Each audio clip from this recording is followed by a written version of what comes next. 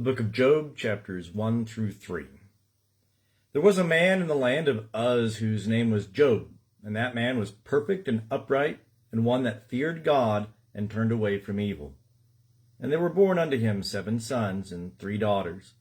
His substance also was 7,000 sheep, and 3,000 camels, and 500 yoke of oxen, and 500 she-asses, and a very great household, so that this man was the greatest of all the children of the east. And his sons went and held a feast in the house of each one upon his day, and they sent and called for their 3 sisters to eat and drink with them. And it was so, when the days of their feasting were gone about, that Job sent and sanctified them, and rose up early in the morning, and offered burnt offerings according to the number of them all. For Job said, It may be that my sons have sinned and renounced God in their hearts. Thus did Job continually. Now it came to pass on the day when the sons of God came to present themselves before Jehovah, that Satan also came among them. And Jehovah said unto Satan, Whence comest thou? Then Satan answered Jehovah and said, From going to and fro in the earth, and from walking up and down in it. And Jehovah said unto Satan, Hast thou considered my servant Job? For there is none like him in the earth, a perfect and upright man, one that feareth God, and turneth away from evil. Then Satan answered Jehovah and said, Doth Job fear God for naught? Hast not thou made a hedge about him, and about his house, and about all that he hath on every side? Thou hast blessed the work of his hands, and his substance is increased in the land. But put forth thy hand now, and touch all that he hath, and he will renounce thee to thy face. And Jehovah said unto Satan, Behold, all that he has is in thy power. Only upon himself put not forth thy hand. So Satan went forth from the presence of Jehovah. And it fell on a day when his sons and his daughters were eating and drinking wine in their eldest brother's house, that there came a messenger unto Job, and said, The oxen were plowing, and the asses feeding beside them, and the Sabaeans fell upon them, and took them away. Yea, they have slain the servants with the edge of the sword. And I only am escaped alone to tell thee. While he was yet speaking, there came also another, and said, The fire of God is fallen from heaven, and hath burned up the sheep and the servants, and consumed them, and I only am escaped alone to tell thee.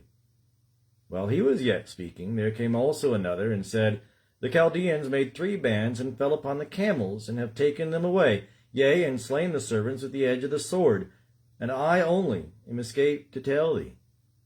While he was yet speaking, there came also another, and said, Thy sons and thy daughters were eating and drinking wine in their eldest brother's house. And behold, there came a great wind from the wilderness, and smote the 4 corners of the house, and it fell upon the young men, and they are dead. And I only am escaped alone to tell thee. Then Job arose, and rent his robe, and shaved his head, and fell down upon the ground, and worshipped. And he said, Naked came I out of my mother's womb, and naked shall I return thither. Jehovah gave, and Jehovah hath taken away. Blessed be the name of Jehovah. In all this Job sinned not, nor charged God foolishly. And again it came to pass on the day when the sons of God came to present themselves before Jehovah, that Satan came also among them to present himself before Jehovah. And Jehovah said unto Satan, From whence comest thou? And Satan answered Jehovah, and said, From going to and fro in the earth, and from walking up and down in it. And Jehovah said unto Satan, Hast thou considered my servant Job? For there is none like him in the earth, a perfect and an upright man, one that feareth God, and turneth away from evil, and he still holdeth fast his integrity, although thou movest me against him to destroy him without cause. And Satan answered Jehovah, and said, Skin for skin, yea, all that a man hath will he give for his life. But put forth thy hand now, and touch his bone and his flesh, and he will renounce thee to thy face. And Jehovah said unto Satan, Behold, he is in thy hand, only spare his life. So Satan went forth from the presence of Jehovah, and smote Job with sore boils from the sole of his foot unto his crown. And he took him a potsherd to scrape himself therewith, and he sat among the ashes. Then said his wife unto him, Dost thou still hold fast thine integrity? Renounce God and die.